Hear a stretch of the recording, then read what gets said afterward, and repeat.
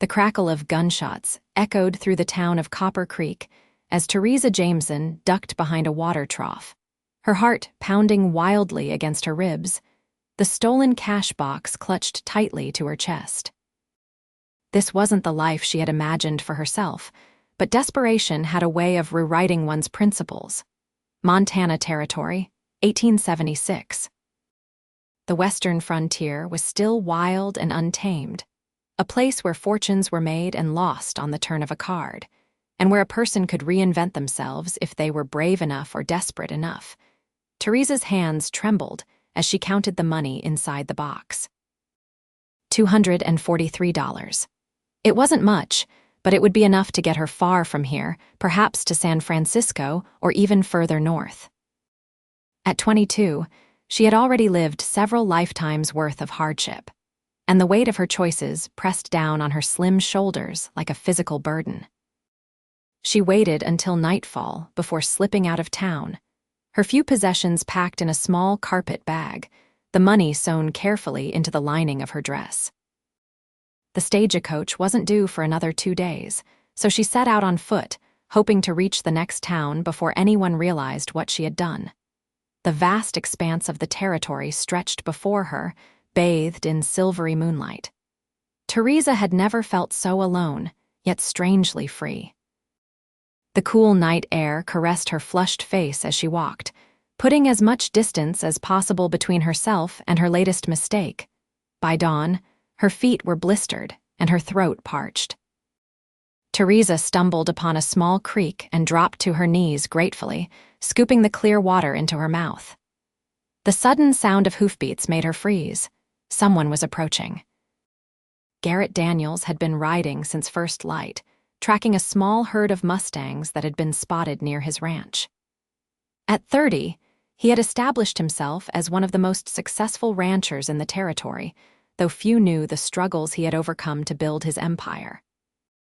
The Rising Sun Ranch was his pride and joy, the culmination of years of backbreaking work and careful planning. As he guided his horse down to the creek, he spotted a figure kneeling by the water. A woman, alone, miles from anywhere. His curiosity piqued, he slowed his approach, not wanting to startle her. "Morning, madam," he called, his deep voice carrying across the still morning air. Theresa scrambled to her feet, panic evident in her wide eyes. Her hand instinctively went to the hidden pocket in her dress where she kept a small knife.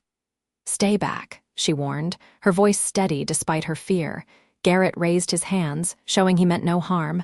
"Whoa there, I'm just watering my horse." He studied her carefully.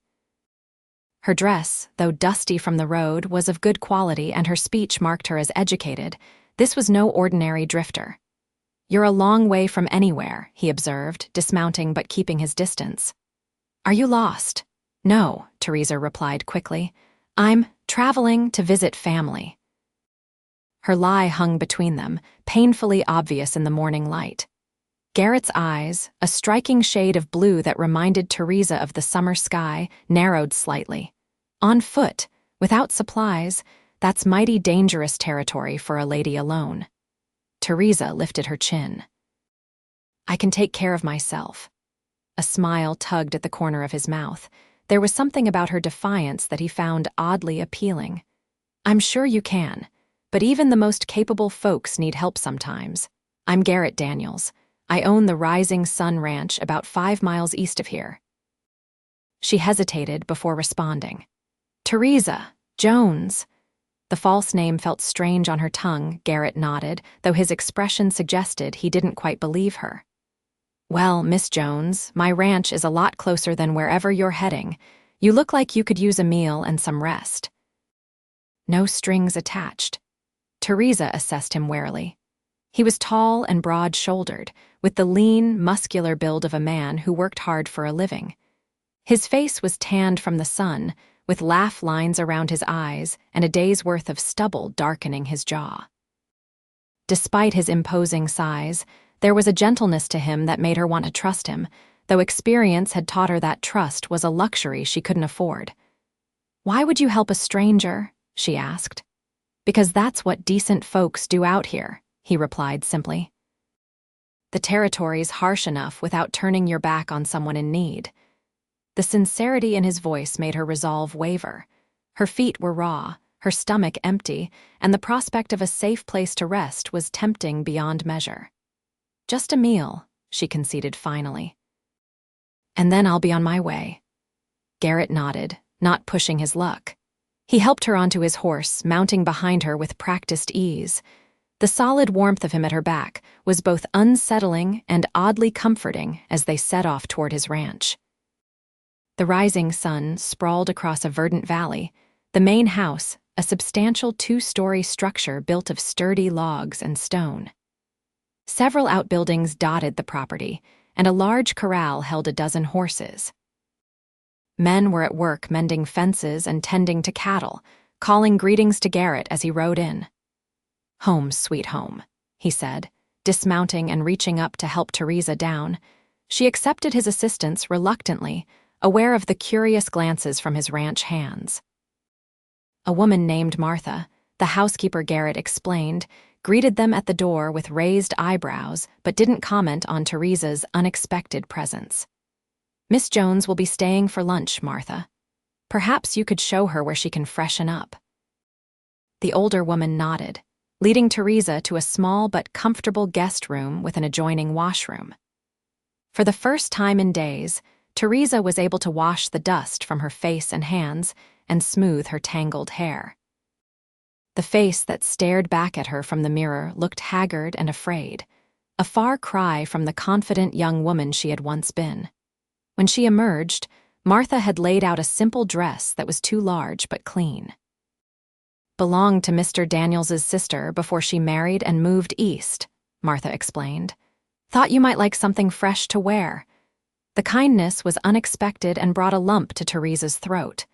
"Thank you," she managed, changing into the offered garment.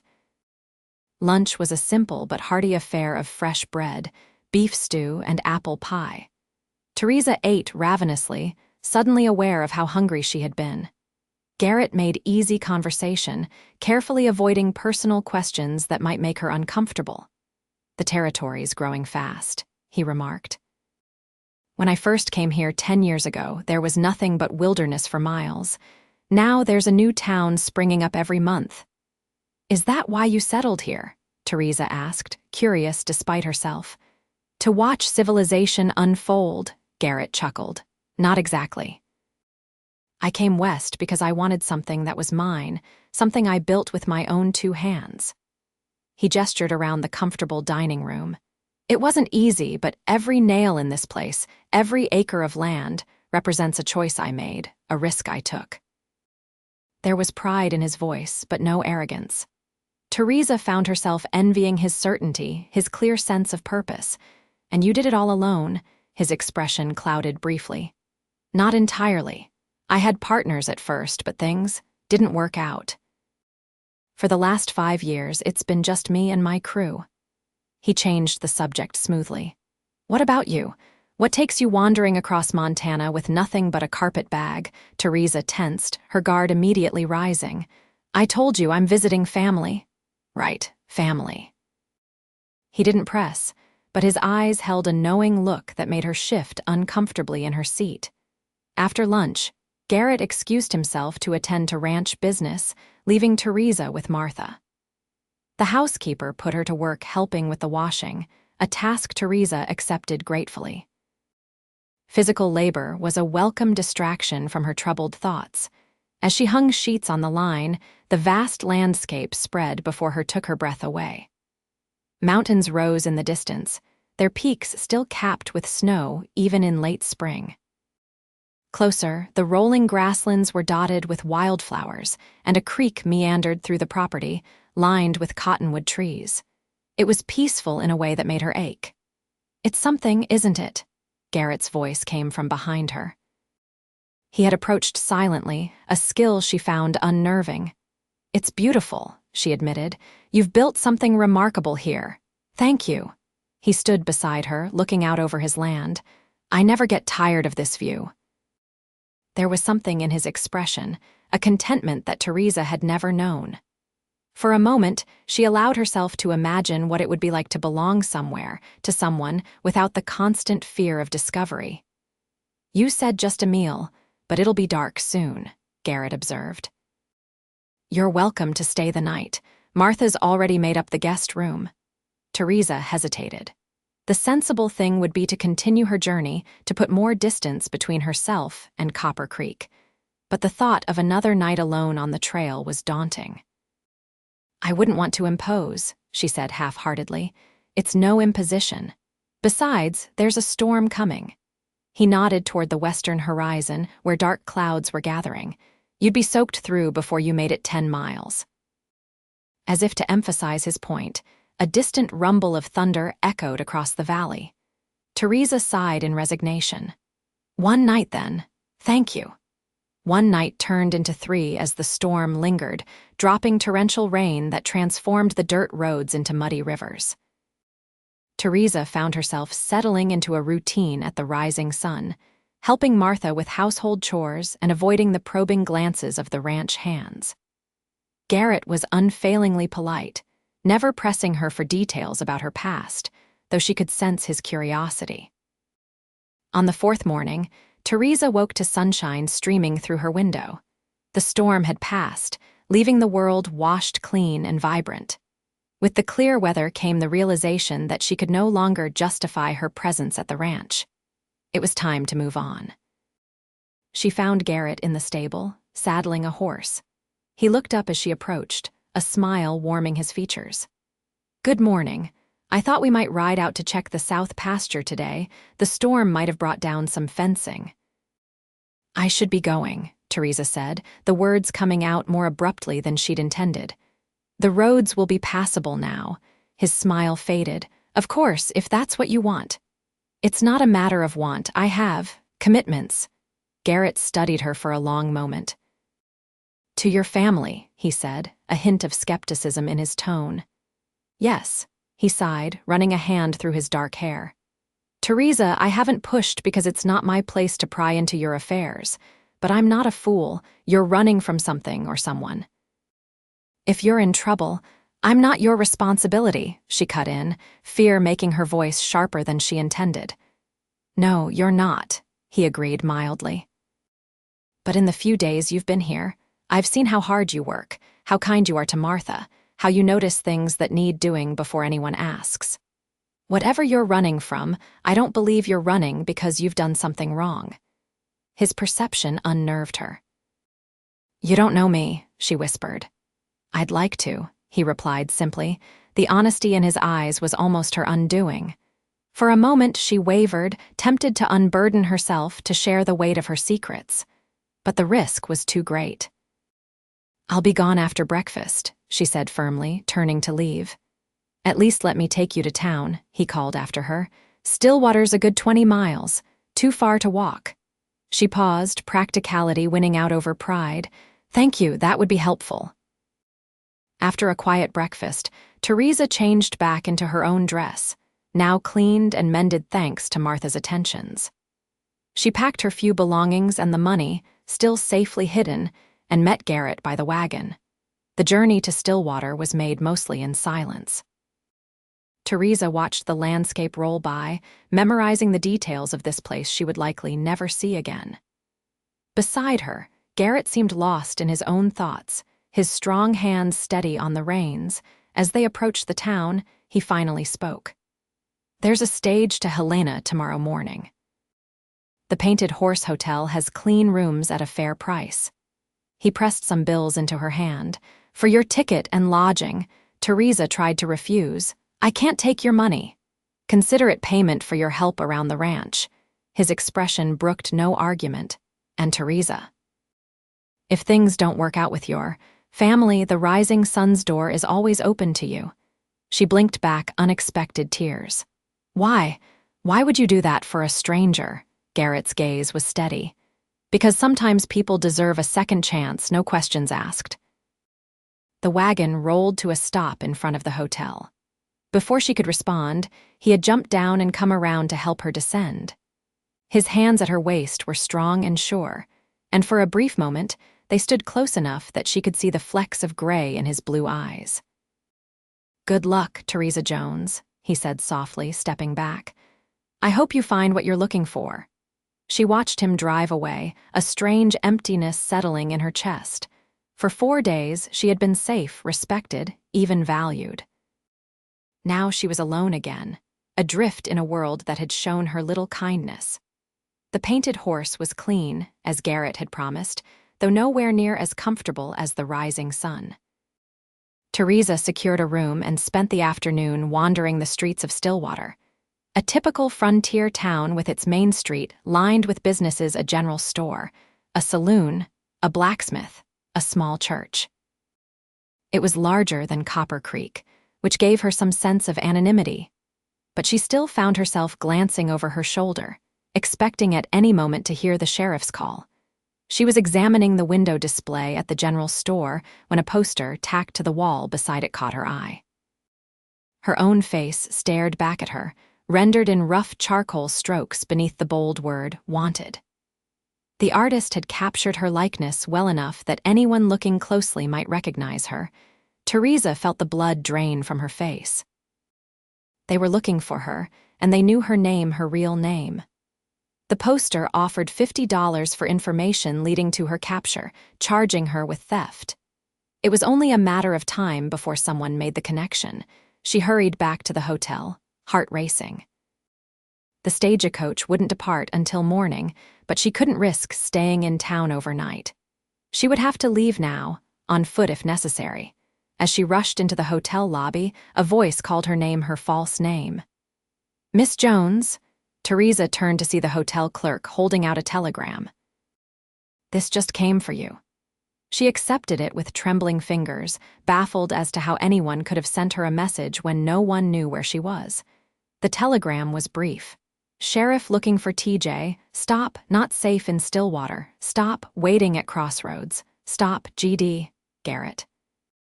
Somehow, he had learned about the warrant for her arrest. And instead of turning her in, he was warning her. Theresa didn't hesitate. She collected her carpet bag and slipped out the back door of the hotel, keeping to the shadows as she made her way to the edge of town.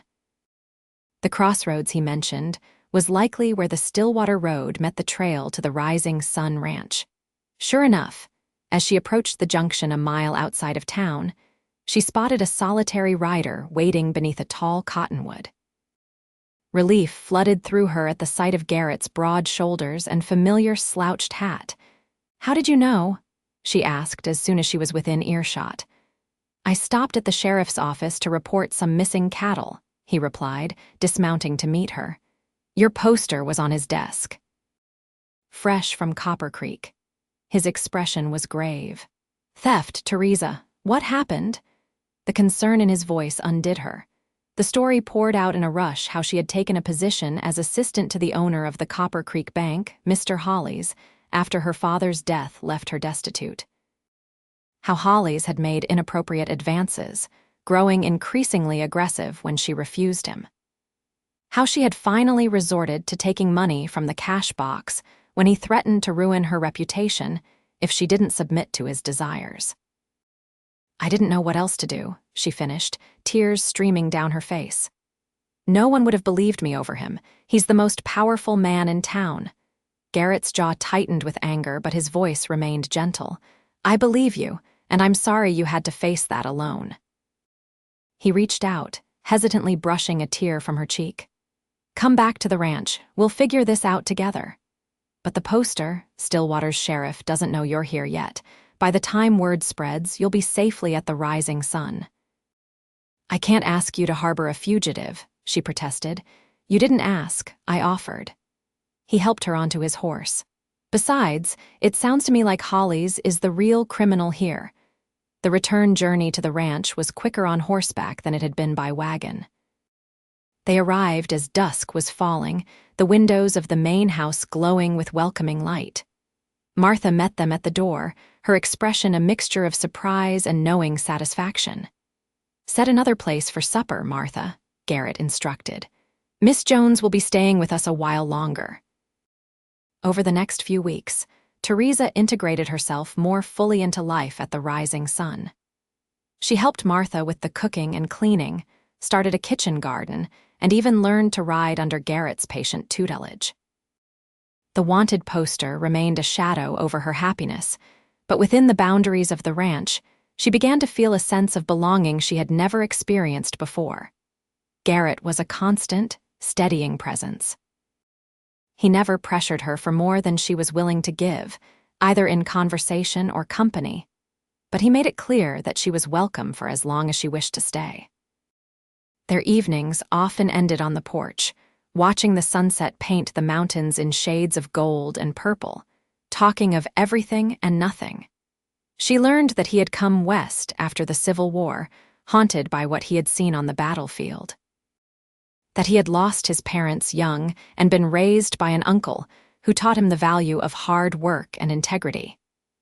That his sister, Eleanor, was his only living relative, married to a banker in St. Louis.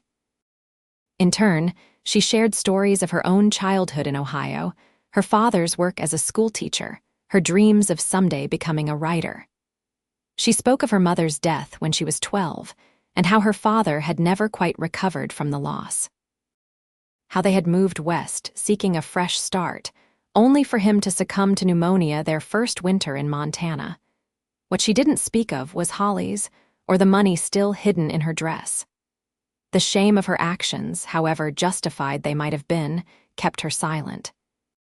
As spring turned to summer, Theresa found herself falling into a routine that felt dangerously like permanence. She began to recognize the ranch hands by name, to know their stories and families. She rode out with Garrett to check on the herds, learning the rhythms of ranch life. And somewhere along the way, she realized she was falling in love with this taciturn cowboy who had offered her sanctuary without question. The knowledge terrified her. Love meant vulnerability, and vulnerability was something she couldn't afford. Not with the specter of her past still hanging over her, her fears came to a head one evening in late July. She and Garrett had ridden to a high meadow where wildflowers carpeted the ground in a riot of color. A small stream provided the perfect spot for a picnic, and they sat side by side on a blanket, watching clouds drift across the azure sky. "I could stay here forever," Theresa said without thinking, then immediately tensed at her own words. Garrett turned to look at her, something warm and hopeful in his gaze. "I wish you would." The moment stretched between them, fraught with possibility. Then he was leaning toward her, his hand coming up to cup her cheek, and he was kissing her with a gentleness that made her heart ache. Theresa responded instinctively, her arms winding around his neck, her body arching toward his. For a few blissful moments, there was nothing in the world but the two of them, the sun on their skin, and the sweet, heady sensation of being truly wanted. Reality intruded with brutal swiftness. What was she doing? She couldn't build a life on lies and stolen money. Garrett deserved better than that, better than her. She pulled away abruptly, scrambling to her feet. "I can't do this." Confusion and hurt flashed across his face. "Theresa, I'm sorry if I misread. It's not that," she interrupted. "It's me. I'm not who you think I am, Garrett. I'm a thief, a criminal. What kind of future could we possibly have?" He rose to stand before her, his expression serious. "I know exactly who you are. You're a woman who had the courage to escape an impossible situation. Whatever you did to survive. You don't understand. If they find me, they'll arrest me, maybe even hang me, and anyone who helped me would be in trouble too." Tears welled in her eyes. "I can't let that happen to you." "Then we'll clear your name," he said with quiet conviction. "We'll go back to Copper Creek and make Holly's admit what he did." Theresa gave a bitter laugh. "How? It's his word against mine, and he's a respected businessman. I'm just a woman with a price on her head." "You're not alone anymore," Garrett reminded her, taking her hands in his. "Trust me, Theresa, trust us." His confidence was almost enough to make her believe. Almost. "I need time to think," she said finally, pulling her hands free. "Please, Garrett, just give me some space." The ride back to the ranch was silent, the easy camaraderie of earlier replaced by a tension that made Theresa's chest tight. Once there, she retreated to her room, pacing the floor as the sun set, and darkness enveloped the house. Her carpet bag sat in the corner, untouched since her return to the rising sun. The money was still there, a constant reminder of her shame. Perhaps it was time to move on before she caused any more damage, before Garrett got hurt because of her. She was still wrestling with her decision when a commotion in the yard drew her to the window. Torches illuminated the night, casting flickering shadows across the gathered ranch hands. In their midst stood a group of men she didn't recognize, led by a tall figure in a sheriff's badge. Panic seized her. They had found her. There was a soft knock at her door. "Theresa," Garrett's voice was low and urgent. "We have visitors, the sheriff from Stillwater and some men from Copper Creek." She opened the door with shaking hands. "They've come for me." "Yes." His face was grim in the lamplight. "But there's something else.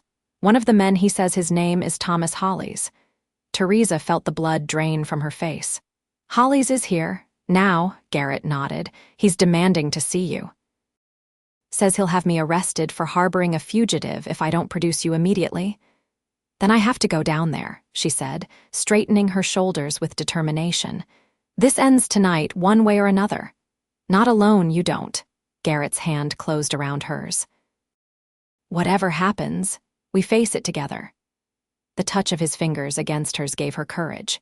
Theresa took a deep breath and followed him downstairs to confront her past.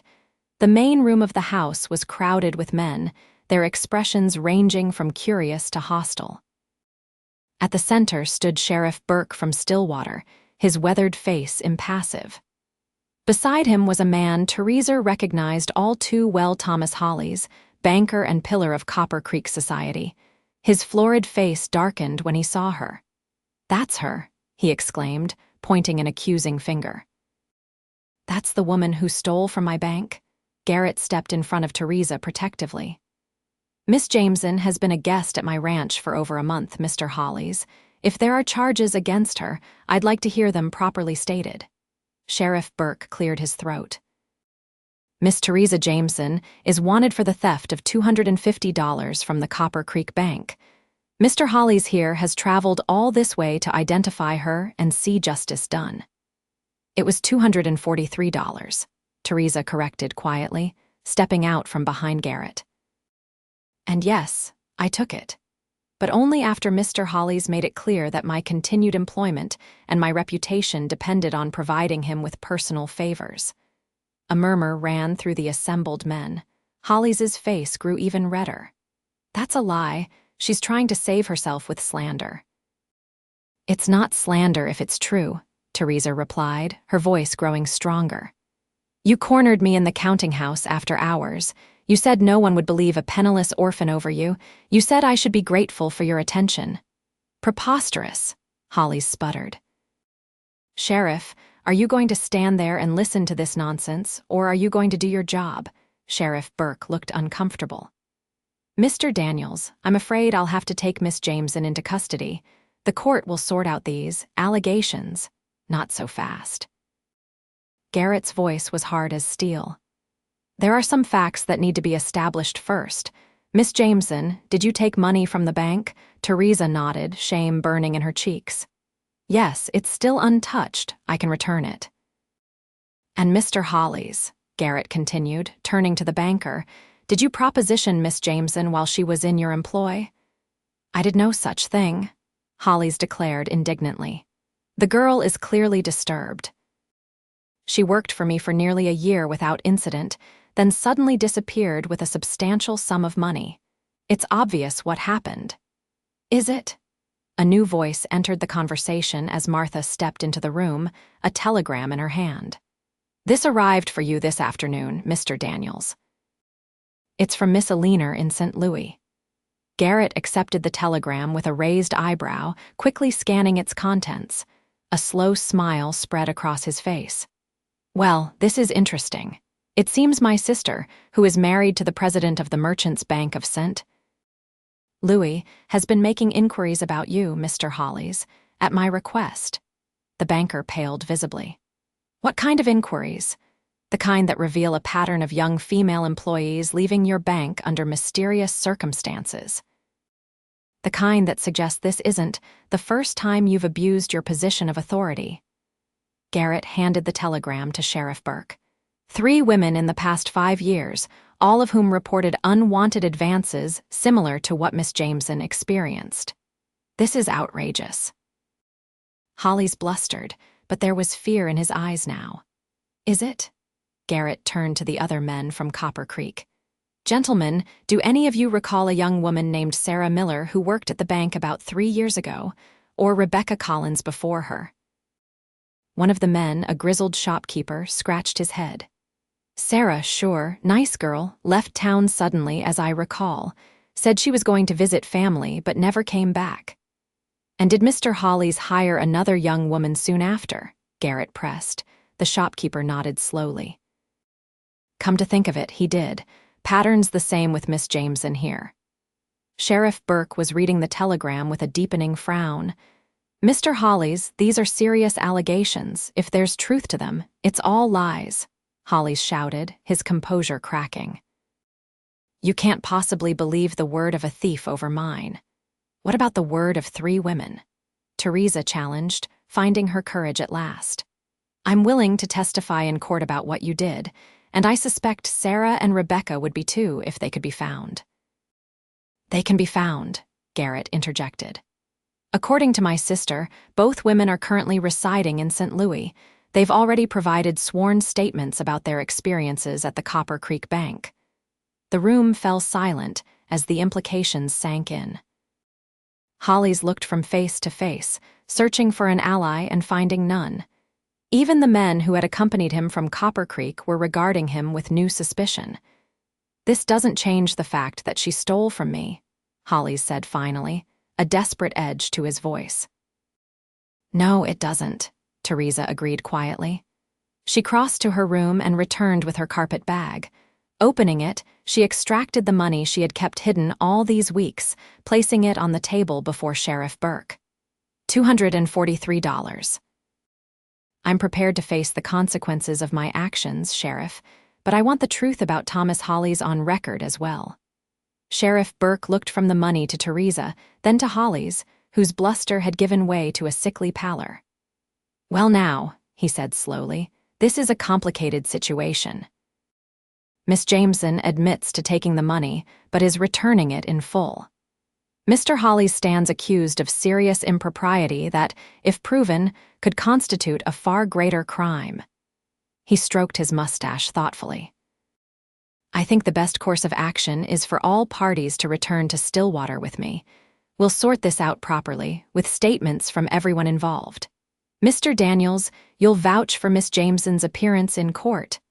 I'll do more than that, Garrett replied firmly. I'll be accompanying her every step of the way. The sheriff nodded. Very well. We'll depart at first light. Mr. Hollis, I must insist you remain at the Painted Horse Hotel under observation until this matter is resolved. The indignation on Hollis's face would have been comical under other circumstances. This is an outrage. I'm the victim here. That remains to be seen, Sheriff Burke replied evenly. Gentlemen, please escort Mr. Hollis back to town. I'll follow shortly. As the men filed out, Theresa felt a strange mixture of fear and relief. The truth was finally coming to light, but the outcome was far from certain. She might still face charges for the theft, regardless of her reasons. Once they were alone, Sheriff Burke turned to her with a surprisingly kind expression. Miss Jameson, I've been lawman long enough to recognize when there's more to a story. If what you and these other women say is true, Hollis is the one who belongs behind bars, not you. It's true, she said softly. Every word. Then justice will be served. He tipped his hat to Garrett. Mr. Daniels, I'll see you both in the morning. After the sheriff departed, silence fell over the house. Martha discreetly withdrew to the kitchen, leaving Theresa and Garrett alone in the main room. Why did you do that? Theresa asked finally. Contact your sister. Investigate Hollis, all of it. You could have just let me go, forgotten about the wanted woman who passed through your life. Garrett stepped closer, his eyes serious in the lamplight. Is that what you think? That I could forget you? The intensity of his gaze made her breath catch. "I brought nothing but trouble to your door." "You brought life and light and purpose," he corrected. "Theresa, from the moment I found you by that creek, something changed. It was as if a piece of myself I hadn't even known was missing suddenly clicked into place." He took her hands in his touch gentle but firm. "I started investigating Hollies the day I saw that poster. Not because I doubted you, but because I knew in my bones that there was more to the story, that a woman like you doesn't steal without a damned good reason." Tears pricked at Theresa's eyes. "I was so ashamed. Not just of taking the money, but of letting Hollies intimidate me in the first place. I should have been stronger." "You were plenty strong," Garrett insisted. "You got away from him, you survived on your own, and now you're facing him down, forcing him to answer for his actions." He brushed a tear from her cheek. "That's the woman I fell in love with." The words hung in the air between them, honest and unretractable. Theresa's heart hammered in her chest. "You love me, even knowing everything?" "Especially knowing everything," he replied. "But Theresa, I need to know, do you want to stay? Not just until this business with Hollies is settled, but after, here with me." The question she had been avoiding for weeks now confronted her directly. Did she want to stay? Could she envision a future here, at the rising sun, with this man who had seen her at her most vulnerable and still looked at her with such tenderness? "My past shames me," she whispered, voicing her deepest fear. "How can I build a future on such a foundation?" Garrett's response was immediate and unwavering. "Your past ends, our future starts now." The simplicity of his declaration broke something open inside her. All the doubts, the fear, the self-recrimination that had haunted her for so long, they didn't vanish, but in the face of his absolute certainty, they receded enough for hope to take root. "I love you," she said, the words feeling both terrifying and inevitable. "And yes, I want to stay. If you'll have me, with all my flaws and mistakes." His answer was to draw her into his arms, his kiss a promise more binding than any vow. In that moment, Theresa knew that whatever trials lay ahead, the court hearing, confronting Hollies, building a life together, they would face them as one. The journey to Stillwater the next morning was tense but hopeful.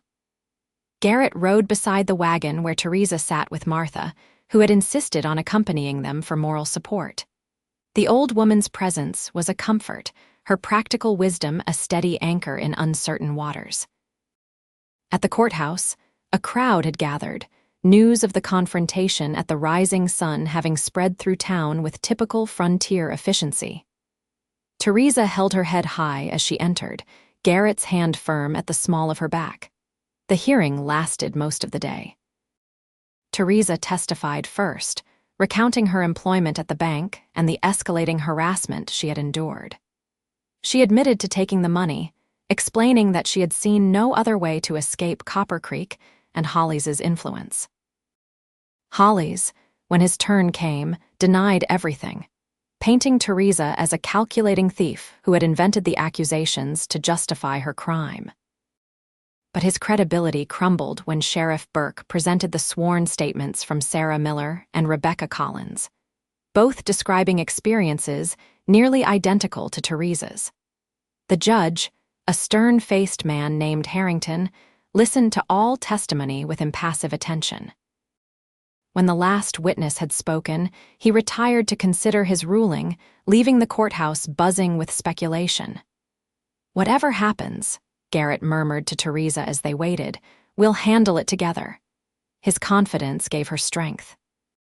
When Judge Harrington returned an hour later, she rose to her feet with steady resolve, prepared to accept whatever judgment came.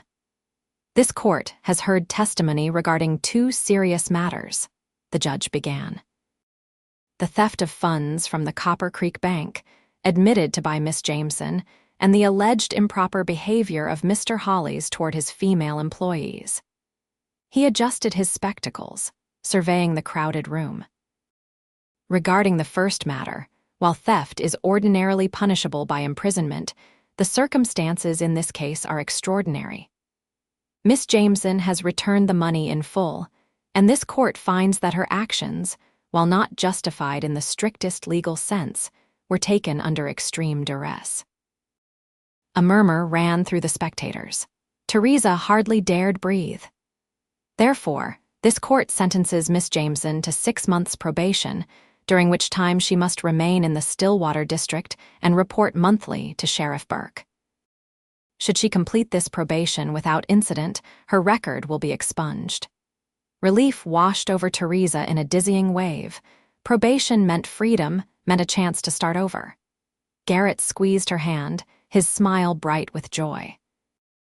As for Mr. Hollies, Judge Harrington continued, his voice hardening, the evidence of his misconduct is substantial and troubling. This court finds sufficient cause to bind him over for trial on charges of intimidation, coercion, and conduct unbecoming a banking official.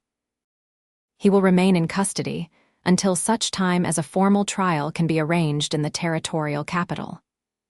Hollies leapt to his feet in protest, but was quickly restrained by Sheriff Burke's deputies. As they led him from the courthouse, Theresa felt a weight lift from her shoulders. It wasn't over. There would be another trial, more testimony, but for now, justice had prevailed. The journey back to the rising sun was jubilant. Martha prepared a special dinner to celebrate, and the ranch hands, who had all developed a protective fondness for Theresa, raised glasses in toast to her vindication. Later that evening, as twilight painted the sky in shades of lavender and gold, Garrett led Theresa to the porch swing that had become their favorite spot for quiet conversation. "So, Miss Jameson," he said, settling beside her with a contented sigh, "how does it feel to have your name cleared?" "Surreal," she admitted. "I've been running for so long, I'm not sure I know how to stay in one place." Garrett's arm came around her shoulders, drawing her against his side. "You'll learn. We have time now, all the time in the world." Theresa rested her head on his shoulder, watching as the first stars appeared in the darkening sky. "I never imagined this could be my life. A home, a purpose, someone who knows my worst secrets and loves me anyway." "Not anyway," he corrected gently. "Your past, good and bad, made you who you are, the woman I love. I wouldn't change a single moment of it, because it all led you here to me." His words washed over her like a benediction. For the first time in years, Theresa felt truly at peace, the ghosts of her past receding in the warm glow of present joy and future promise. "What happens now?" she asked softly. Garrett's fingers traced idle patterns on her arm. "Well, you have 6 months of probation to complete after that." He hesitated, then reached into his pocket and withdrew a small object. "After that, I was hoping you might consider making a more permanent arrangement." In his palm lay a ring, a simple gold band set with a single pearl that caught the last light of day. Theresa's breath caught in her throat. "It was my mother's," Garrett explained. "My father gave it to her when they settled on their first homestead. It's not fancy, but it's perfect," Theresa interrupted, tears of happiness blurring her vision. "Yes, Garrett, yes, I'll marry you." His smile was radiant as he slipped the ring onto her finger. It fit as though it had been made for her, a tangible symbol of the home she had found against all odds. Their kiss sealed the promise between them, sweet and certain in the gathering dusk. As night fell over the rising sun ranch, Theresa Jameson looked toward the future with hope instead of fear. Her hand clasped firmly in Garrett Daniels's larger one, their paths now irrevocably joined. The wedding took place in early November, after the fall cattle drive was complete and the ranch had settled into the quieter rhythm of approaching winter. Theresa had completed 3 months of her probation without incident, faithfully reporting to Sheriff Burke, who had become something of a friend to both her and Garrett. The ceremony was held in the newly built church in Stillwater, with Martha beaming proudly from the front pew and the ranch hands cleaned up and uncomfortable in their Sunday best. Garrett's sister Eleanor had traveled from St. Louis with her husband and 2 children to stand as witnesses, her resemblance to her brother striking in her blue eyes and warm smile. Theresa wore a gown of ivory silk that Alina had helped her select, her hair adorned with wildflowers dried and preserved from the meadow where Garrett had first kissed her. As she walked down the aisle toward him, his face alight with love and pride, she marveled at how far she had come from that desperate young woman fleeing Copper Creek with stolen money and shattered dreams. Judge Harrington, who had presided over her hearing, performed the ceremony with unexpected warmth. "Marriage," he intoned, "is a new beginning, a joining of two lives into one shared journey. It is fitting, then, that we gather today to celebrate not only a union of hearts, but the triumph of hope over adversity, of love over fear." As she and Garrett exchanged vows, Theresa felt the last shadows of her past recede. The shame that had once defined her had transformed into wisdom, the fear into courage. She was no longer running from something, but running toward a future brighter than any she had dared to imagine. The reception was held at the Rising Sun, the main house decorated with evergreen boughs and late-blooming chrysanthemums. A fiddler from town provided music for dancing, and the kitchen overflowed with food prepared by Martha and the women of neighboring ranches. "Mrs. Daniels," Garrett murmured as they swayed together in their first dance as husband and wife. "How does it sound?" "Like home," Theresa replied, her heart full to bursting. "Like belonging." Later, after the guests had departed and the house had grown quiet, they stood together on the porch, watching the stars wheel across the vast Montana sky. Garrett's arms encircled her from behind, his chin resting atop her head. "Happy?" he asked simply. "Beyond words," she answered, leaning back into his embrace. "Though there is one thing that would make it perfect. Name it, and it's yours." Theresa turned in his arms to face him. "I want to use the last of the money I took for something good. Something that helps other women in situations like mine was." Garrett studied her thoughtfully. "What did you have in mind?" "A fund," she explained, the idea taking shape as she spoke. "Administered through Alina's husband's bank, perhaps. Small loans to help women start businesses or travel to places where they can build new lives. A way to give options to those who feel trapped, as I did." The pride in Garrett's eyes was boundless. "I think that's a wonderful idea. A way to transform something born of desperation into a force for good." "Exactly." Theresa smiled, feeling the rightness of it settle in her bones. "Our future starts now, but maybe we can help others find their beginnings too." That winter was the happiest of Theresa's life. The Rising Sun, blanketed in snow, became a haven of warmth and love. She and Garrett settled into married life with an ease that surprised them both, their personalities complementing each other in ways neither had anticipated. Where Garrett was deliberate and cautious, Theresa brought spontaneity and fresh perspectives. Where she was sometimes haunted by doubts, his steadfast confidence buoyed her. Together, they found a balance that strengthened them both. By spring, they had established the Jameson Fund through Alina's connections in St. Louis. The first recipient was a young widow in Helena who used the loan to open a millinery shop. Her success story, shared in letters to Theresa, confirmed that their vision was sound. As the snow melted and new grass carpeted the valley, Theresa had news of her own to share. One evening, as she and Garrett sat before the fire planning the season's breeding program for the horses, she placed his hand gently on her still, flat stomach. "We'll need to plan for one more addition to the ranch," she said softly, watching comprehension dawn in his eyes.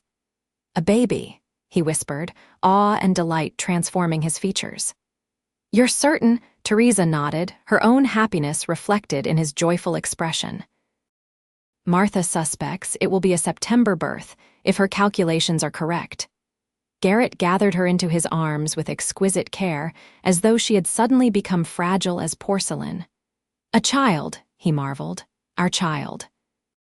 "The beginning of our family," Theresa agreed, resting her head against his chest, listening to the steady beat of his heart.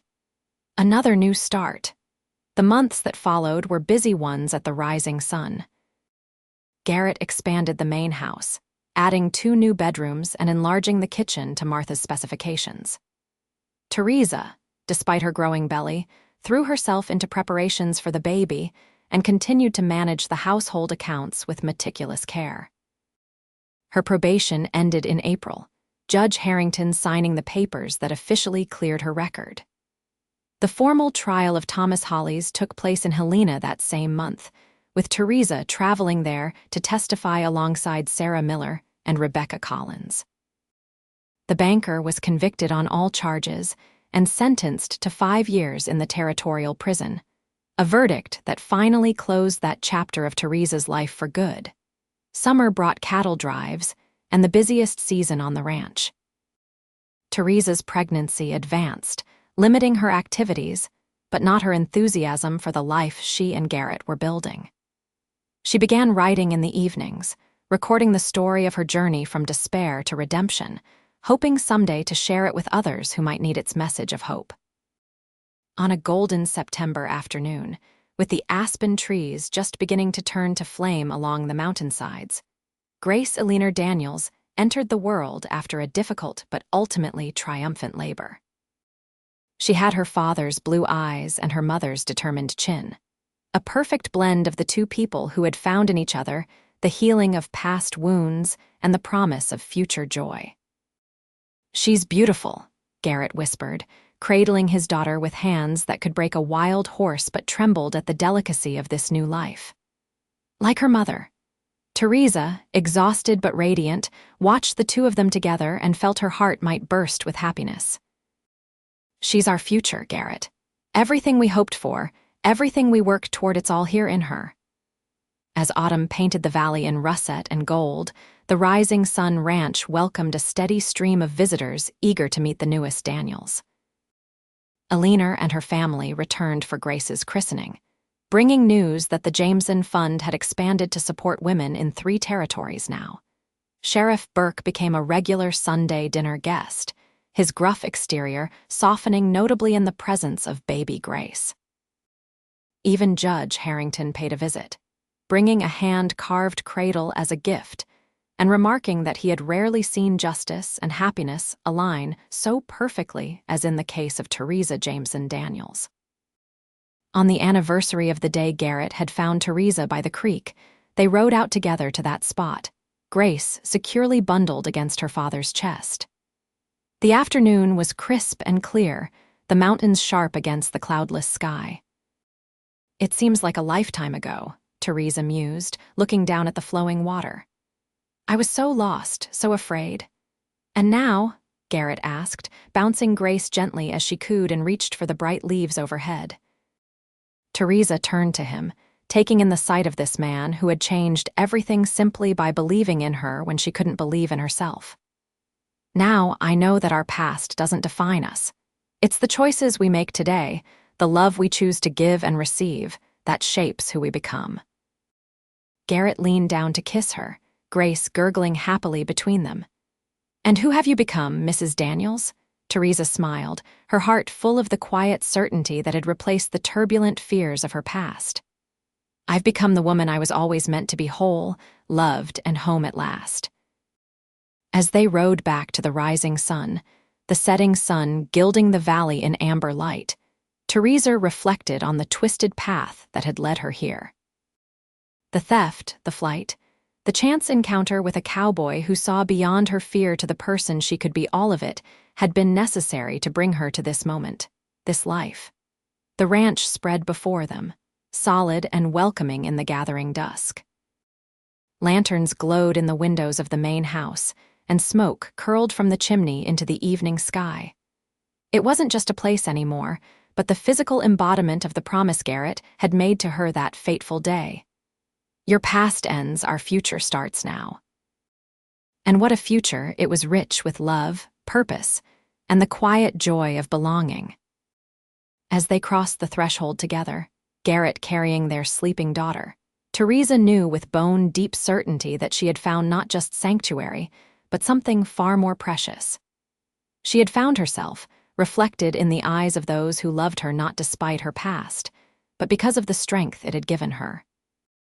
In the years that followed, the rising sun prospered under their joint stewardship. 2 more children joined Grace Thomas James, born in the depths of winter 2 years later, and a leaner Martha, who arrived on a stormy spring night when Theresa was 30. The Jameson Fund grew into a foundation that helped hundreds of women across the West find new beginnings. Theresa's writings, eventually published as a series of essays on frontier life, brought her recognition beyond Montana territory and gave voice to experiences often overlooked in tales of Western expansion. Garrett expanded the ranch's operations to include one of the finest horse breeding programs in the territory. His gentle but effective training methods earning him respect throughout the region. Together, they built a legacy of integrity and compassion that extended far beyond the boundaries of their land. But their greatest achievement remained the home they created, a haven of acceptance and love not only for their children, but for countless others who found their way to the rising sun in times of need. The ranch became known as a place where second chances were given freely, where the past was acknowledged but never allowed to overshadow the promise of tomorrow. On quiet evenings, when the day's work was done and the children were asleep, Theresa and Garrett still sat together on the porch swing, watching the stars emerge above the mountains that had witnessed their journey from strangers to soulmates. Any regrets? Garrett would sometimes ask, his fingers entwined with hers, the years having only deepened the connection between them. And Theresa, thinking of the desperate young woman who had once fled across this very land with stolen money and a heart full of fear, would shake her head and answer with the truth that had become the foundation of her life. Not one. Every step led me here, to you, to us. And I wouldn't change a single moment of it. For in the end, it wasn't about erasing the past or pretending it hadn't happened. It was about recognizing that even the darkest chapters of one's story could lead to unexpected light if only you were brave enough to turn the page and begin anew.